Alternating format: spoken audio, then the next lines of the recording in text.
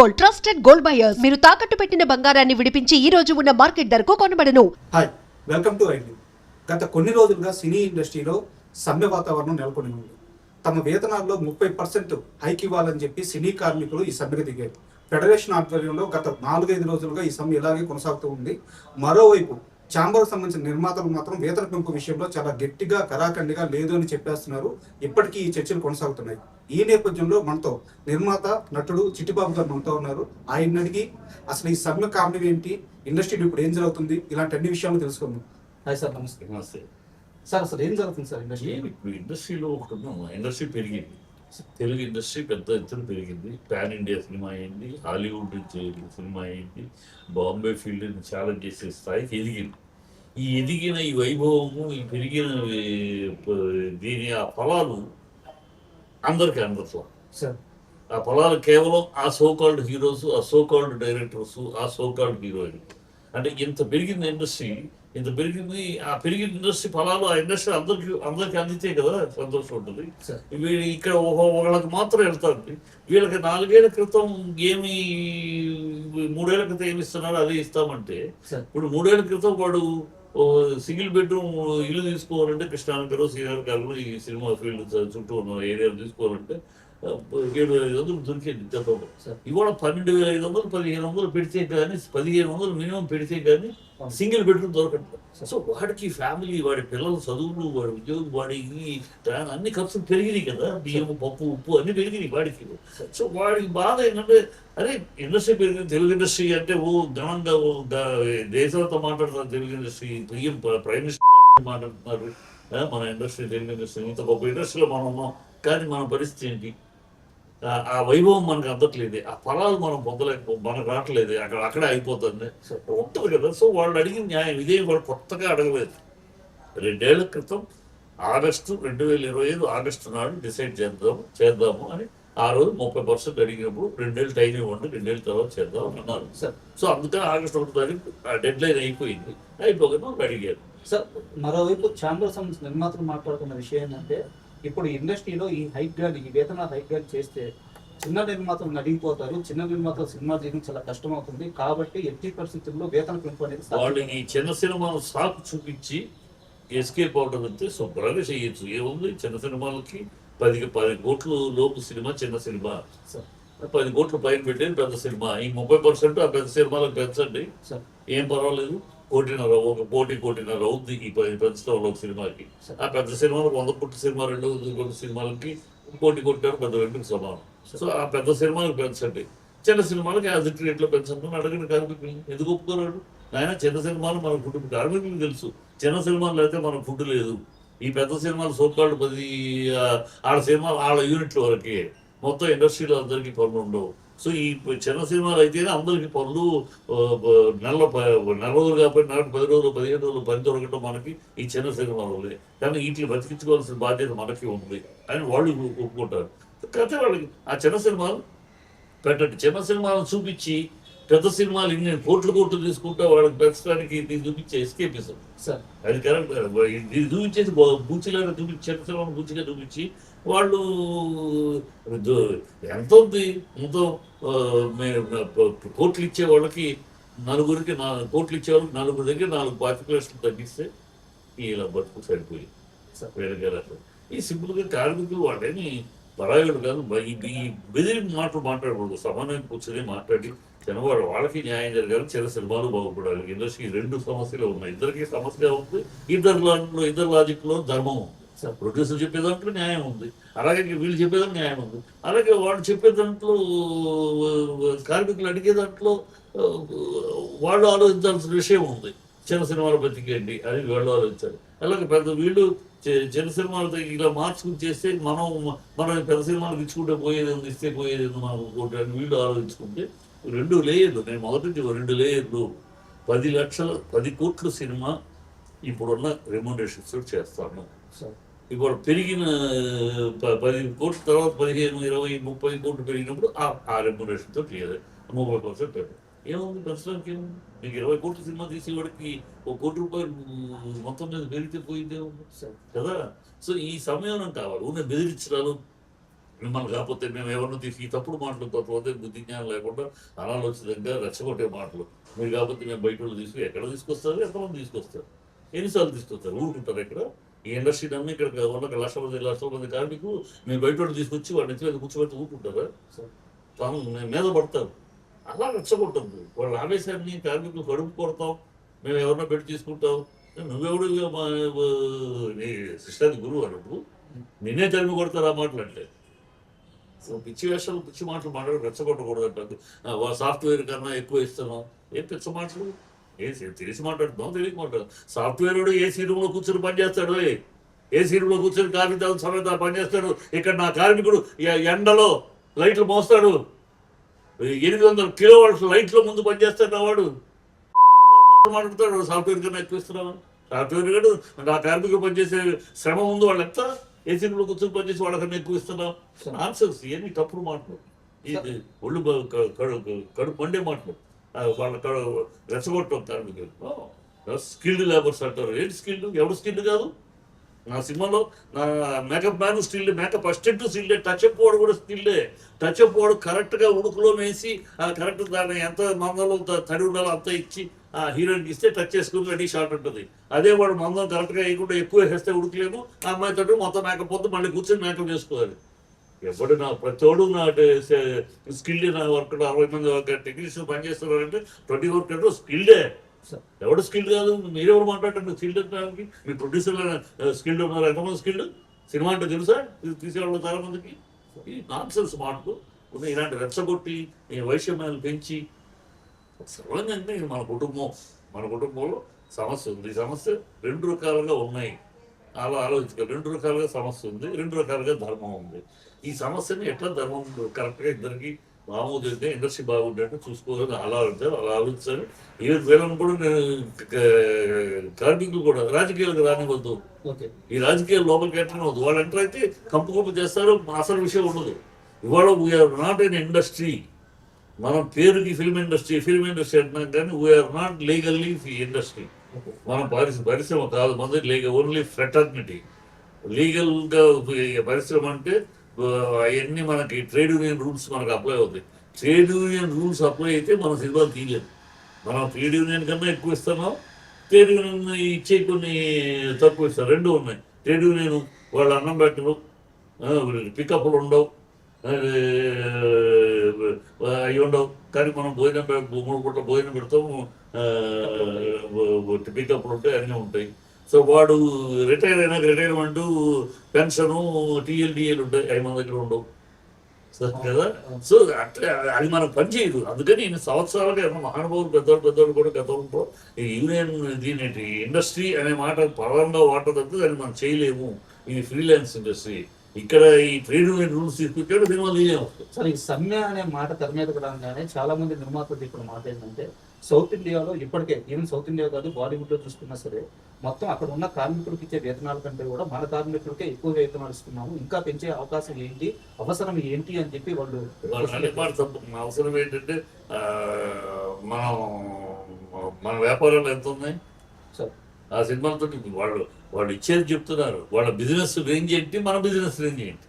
మన cinema business market ఎంత, మన మార్కెట్ ఎంత, కన్నడ మార్కెట్ ఎంత, మన మార్కెట్ ఎంత.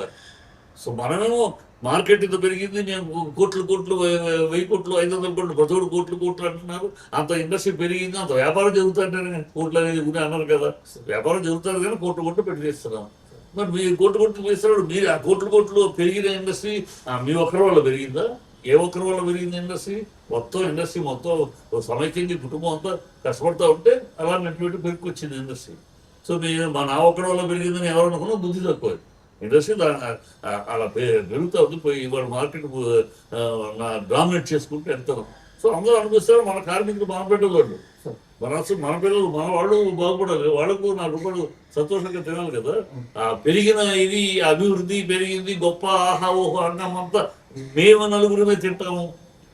మేము ఆ పేరున్న హీరోలము, ఆ డైరెక్టర్లము, ఆ హీరోయిన్లు మేమే తింటాము. మేము ఈ సినిమాకి కోట్లు పెంచుకుంటూ మేము తింటాం. మీరు అక్కడే ఉండండి, ఎక్కడ పడ్డ బొమ్మలు అక్కడే ఉండండి, ఆ ఎండలో పని చేయండి, ఆ చింగిరి బతకండి అంటారా? ఇండస్ట్రీ పెరుగుతున్నప్పుడు అందరూ పెరగాలి, అందరూ కలిస్తే ఇండస్ట్రీ.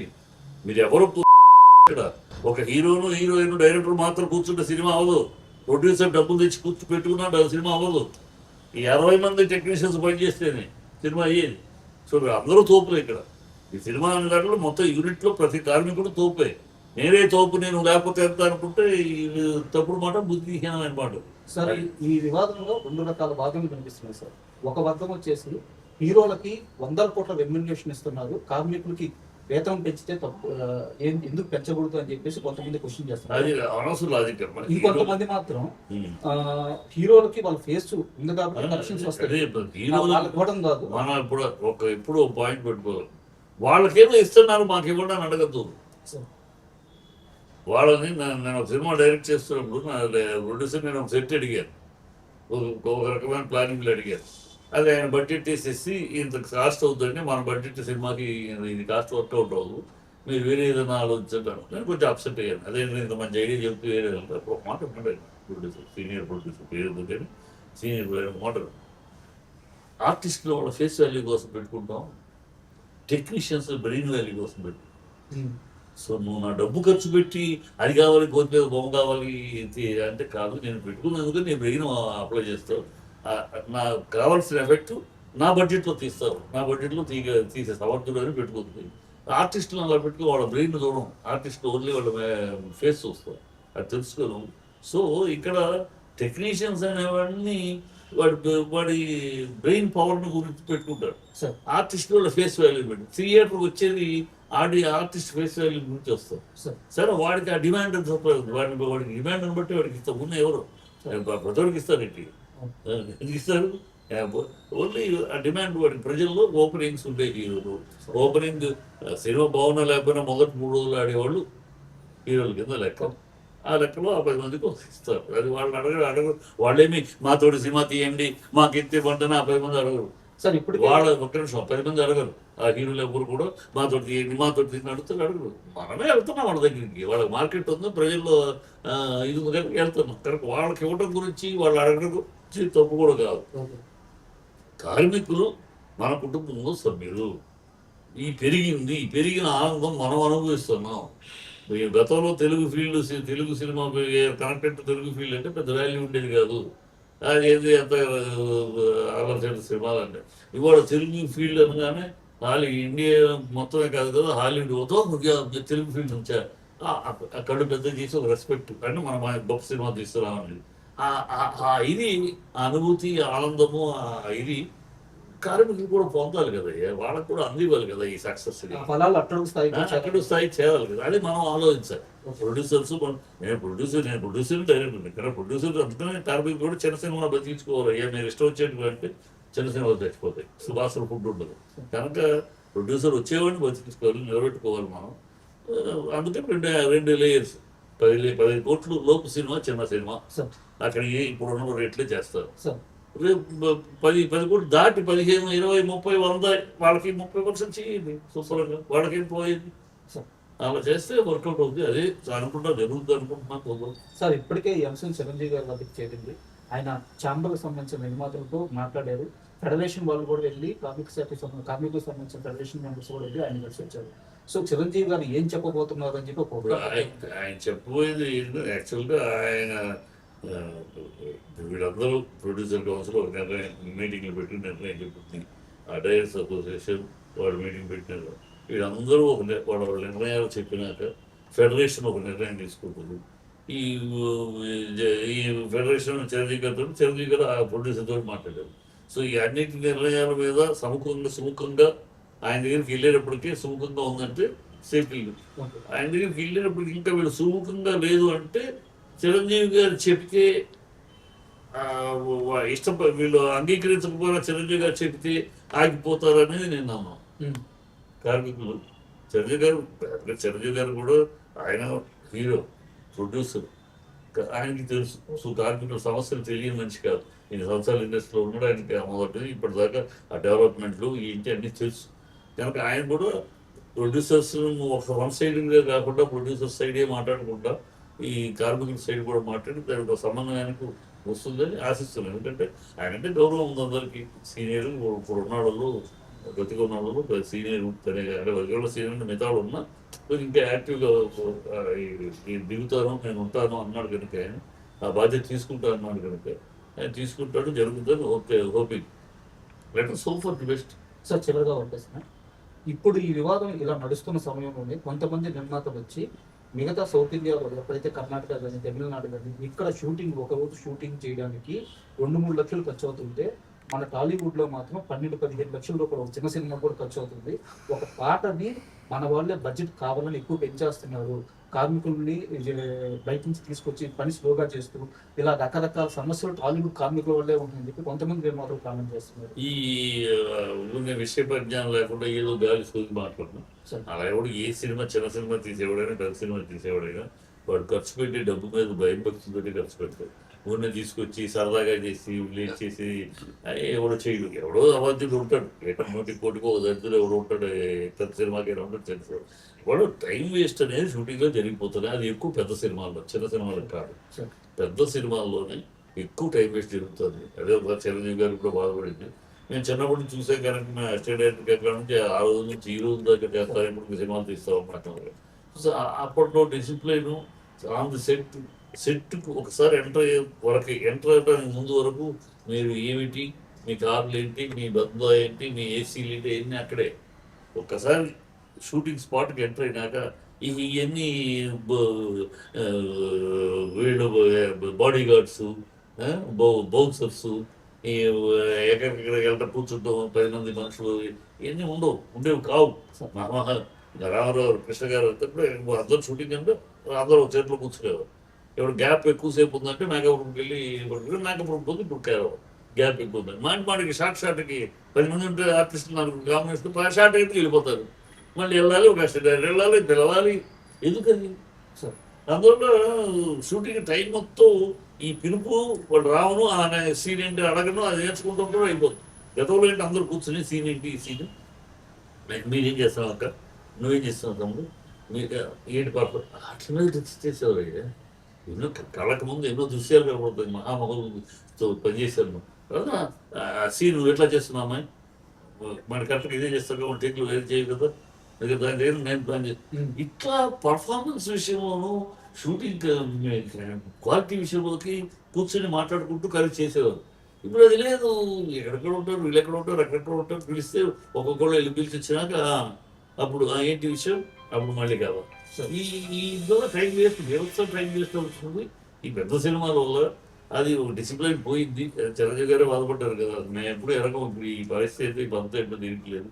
ఇంకా ఒక్కొక్కడికి 4 ఏసీ 2 ఏసీ క్యారవాన్లు కూడా వినటానికి ఎంతగానో నవ్వుకోవాలో ఏడవాలో మనం ఎదిగామో ఇండిసిప్లైన్ తయారయ్యామో హంగమ చూపిస్తున్నామో తెలియట్లేదు.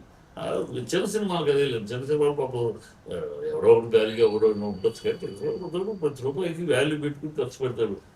నేను చూస్తాను చేస్తాను కదా, చిన్న సినిమాలు కొంతమంది పిలుస్తూ ఉంటారు కదా సార్ సార్ వాళ్ళు అసలు 2 రోజులు పని ఒక రోజులో చేయించుకోవాలని. సార్ ఒక్కొక్క గంట ఉన్నారు టైం వస్తుంది సార్, మళ్ళీ అయితే నేను 2 రోజులు కట్టుకోవాలి, ఒక గంట ఉన్నాను సార్. ఓకే మనం 9 to 6 అని చెప్పినా మరి ఒక 6 to 8 2 గంటలు ఉన్నా దానికే డబ్బులు అడగకపోయాను ఉంటాం. ఎందుకంటే వాళ్ళ కష్టం. ఇంకో గంట దాటిందంటే రేపు పెట్టుకోవాలి, మళ్ళీ రేపు ఇంకో 2 లక్షల రూపాయలు ఖర్చు పెట్టాలి సార్. దాన్ని మనం కన్సిడర్ చేయాలి, చేస్తాం సార్. అంటే ఈ ప్రస్తావన వచ్చింది కాబట్టి నేను ఒక లైవ్ ఎగ్జాంపుల్తో మిమ్మల్ని క్వశ్చన్ అడగాలనుకుంటున్నాను. ఇప్పుడు మనకి తమిళనాడులో కూలీ అనే సినిమా రాబోతుంది. అక్కడ రజనీకాంత్ గారు, నాగార్జున గారు, ఉపేంద్ర, ఇంతమంది స్టార్స్ ఉన్నారు. ఆ సినిమాని కేవలం 120 రోజుల్లో ఫినిష్ చేశారు. బట్ మన దగ్గర ఈ పెద్ద సినిమాలు ఎందుకు సంవత్సరాలు పడుతుంది? అదేనమ్మా. ఇప్పుడు అక్కడేమో హీరో డిసిప్లైన్, హీరో నేను ఇంటర్వ్యూలో కూడా చూస్తాను, ఆయన ఎక్కడో వెళ్ళి సెట్లోనే కూర్చుంటాడు. ఆయన ఇప్పుడైతే అక్కడే కూర్చుంటున్నాడు, మీరు అందరూ అక్కడే కూర్చుంటారు కదా. ఇప్పుడు ఒకసారి తప్పితే ఎక్కడో చదవటం అలా చాటుకి వెళ్ళి కూర్చొని చదువుతానికో దానికో చెప్తే నార్మల్ అయితే అక్కడే ఉంటాడు. అందరూ వచ్చేవాళ్ళు పోయేవాళ్ళని అందరినీ పేర్లు పెట్టి పిలుస్తూ వర్కర్ని స్టూడెంట్లు అందరినీ పిలిచి అలా అక్కడే ఉంటాడు. ఎప్పుడైతే ఆ స్టార్ హీరో అక్కడే ఉంటాడో మిగతా పక్కనే ఆర్టిస్టులు ఎవరు రూమ్కి వెళ్తారు కేవలం ఆయన ఉన్నారే, ఆయన అక్కడ ఉన్న మన ఇక్కడికి వెళ్ళి అది కూర్చుంటారు. సో అది అక్కడ అరేంజ్ చేసిన గొప్పవాడి. తను నేను ఇక్కడ ఉంటే అందరూ ఇక్కడే ఉంటారు. ఆనాడు రామారావు గారు చేసేవారు పని, కృష్ణ గారు చేసేవారు పని, మనం ఎక్కడే ఉంటే బ్రదర్, మనం అటు ఇటు పోయామంటే అందరూ కలుగుతూ ఉంటారు, మనం ఇక్కడే ఉందాం అనేవాడే. అందుకని అక్కడే వాడు ఇద్దరు కూర్చుంటే అందరూ అక్కడే ఉంటారు. వీళ్ళే మెయిన్ హీరోస్ ఇక్కడ కూర్చుంటే ఎవడో వెళ్ళి అక్కడికి వెళ్ళదు కదా. అది ఆ డిసిప్లిన్ అంతా ఫాలో చేస్తున్నాడు. అక్కడ స్పాట్ అని చెప్తారు, అది ఆశ్చర్యమిస్తున్నారు. ఇంకా ఇప్పుడు కూడా ఆయన ఉండక్కర్లేదు, ఇప్పుడు ఆయన పిలుస్తారు, ఆయన కోసం గంటసేపు వెయిట్ చేస్తారు కదా. అయినా ఆయన ఇమీడియట్గా వాళ్ళు చెప్తున్నారు కష్టం లేదు. మాకు ఎంత సంతోషం అంటే ఆయన అక్కడే కూర్చుంటారు, నేను వెళ్ళేది ఇవన్నీ చూస్తూ ఉంటాము, ఆయన చూస్తున్నాడనే భయం ఒక పక్క మాకు ఉంటుంది. కరెక్ట్ భయం ఉంటుంది. ఆయన పేరు పెట్టి పిలుస్తాడు ఆయన, ఏంటి అదేంటంటే ఆయన అడుగుతూ ఉంటాడు. సో మాకు అలర్ట్గా ఉంటాం సార్. ఆయన అక్కడే కూర్చుంటారు. ఎప్పుడూ రేర్, ఈ 40 రోజుల్లో ఆయనతో షూటింగ్ చేసాడు, ఎప్పుడూ రేర్ ఆయన దూరంగా కూర్చుంటాం, ఎప్పుడు మా మధ్య కూర్చుంటాడు ఆయన. అదే అది అందరూ ఆ డిసిప్లిన్. అందుకని నేను ఇప్పుడు మెయిన్ హీరోస్ చేతులు ఈ ఇండస్ట్రీ ఎప్పుడు కూడా ఆ డిసిప్లైన్, ఆ పద్ధతి అంటే మెయిన్ లీడింగ్ హీరోస్ ఎప్పుడైతే ఆ పద్ధతిలో ఉంటారో మిగతా అందరూ అదే వాళ్ళే గాడి చెప్పినప్పుడు ఏం చెప్పలేదు. సార్ చివరిసారిగా ఈ సమ్మెకి ఎన్ని రోజుల్లో ఇష్టపడే అవకాశం ఉంది? నా అనుమానం ఇంకో 10 రోజులు పడుతుంది. ఎందుకంటే ఈ మిగతా యూనియన్స్ మీటింగ్లు వేసుకోవాలి, వాళ్ళ డెసిషన్ జనరల్ బాడీ డెసిషన్స్ తీసుకోవాలి. ఆ డెసిషన్స్ అన్నీ ఇక్కడికి ఇచ్చిన ఇక్కడ కూర్చొని మాట్లాడాలి.